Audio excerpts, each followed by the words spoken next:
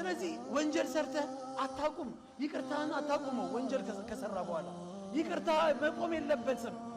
ወንጀል ትሰራለህ ይቅርታ ጠይቀው አልቅስበት ነገም ትሰራለህ አልቅስበት ከነጎደም ትሰራለህ አልቅስበት ረህመቱን እንየው እዝነቱን እንየው يا ابن آدم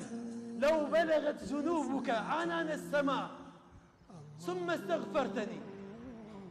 أنت يا آدم لجوي على الله أزايو جيتاችን እየጠራን ጥሪው መቀበል አለብን አንተ ያ አደም ልጅ ወንጀል ብትሰራ ይሄ ወንጀል ደግሞ